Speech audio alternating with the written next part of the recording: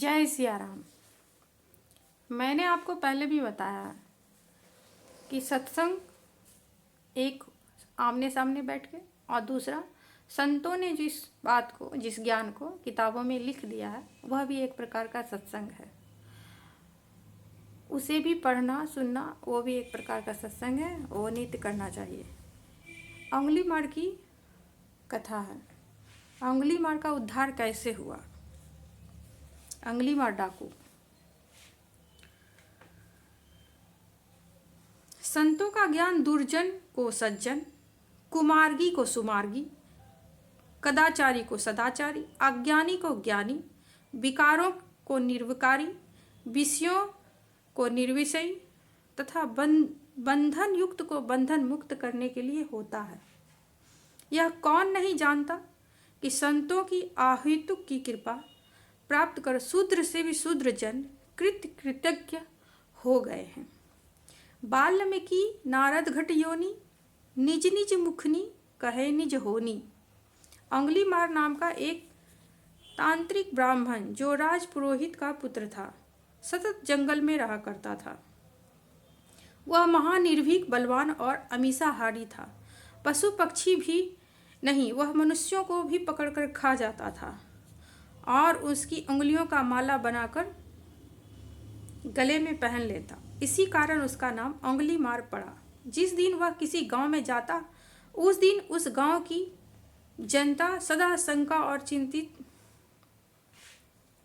निमग्न हो रहती थी, इसलिए कि न जाने अंगुली मार किस समय किसका प्राणांत करेगा। उस समय के राजा भी उसे दंडित नहीं कर सक पाते थे। संयोगवश एक दिन तथागत भिक्षाटन करने के उसी गांव में आ गए। तथागत माने बुद्ध भगवान।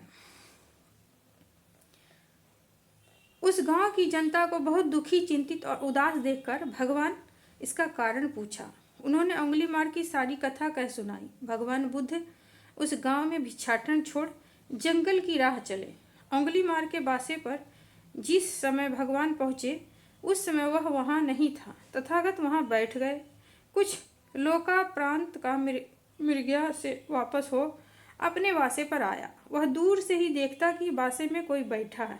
निकट आने पर वह बोला, अरे तुम तो सन्यासी जान पड़ते हो, अपनी जान गंवाने यहाँ क्यों आए।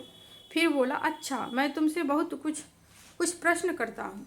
यदि तुम मेरे सब प्रश्नों के उत्तर ठीक ठीक दे सको तो तुम्हारा कुशल है, नहीं तो तुम अपनी जीवन लीला समाप्त ही समझो। भगवान ने नम्र भाव से कहा, मित्र तुम जितने प्रश्न कर सको करो, मैं सबके उत्तर दूंगा।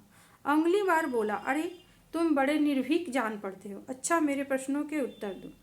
अंगुली मार ने जितने प्रश्न किए, तथागत ने सभी प्रश्नों के उत्तर दिए। अंत में उसने भगवान के चरणों में गिर कर क्षमा याचना की और कहा, भगवान तुम महान हो, अब तुम जो कहो मैं वही करूँगा। तथागत ने कहा, मित्र तुम्हारा यह वेश उत्तम नहीं है। गले की उंगलियों की माला उतारो, सिर मुंडन कराओ और मेरे सरीखे तुम भी सन्यासी बनकर मेरे साथ भिक्षाटन करने चलो। अंगुली मार ने वैसा ही किया। अंगुलियों की माला फेंक, मुंडित सिर हो और सन्यासा का वेश धारण कर भगवान के पीछे पीछे भिक्षाटन करने चल पड़ा। गांव के लोग जिस अंगुली मार को देखकर भयभीत होते थे, वह आज भगवान के पीछे पीछे भिक्षाटन कर रहा है, यह देखकर जनता में आनंद का पारावार नहीं रहा और वे गदगद मुक्त होकर भगवान बुद्ध की प्रशंसा और यश गान करने लगे। इसी भांति भगवान श्री राम ने सबरी को नवधा भक्ति के वर्णन में अपने मुखारविंद से कहा है। रामचरितमानस में, सातम सम मोहि मैं जग देखा, मोते संत अधिक करी लेखा।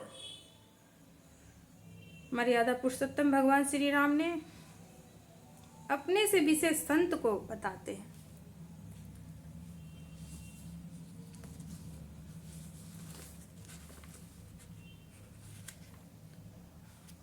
महर्षि संत सेवी जीवनोपदेश से। जय सिया राम।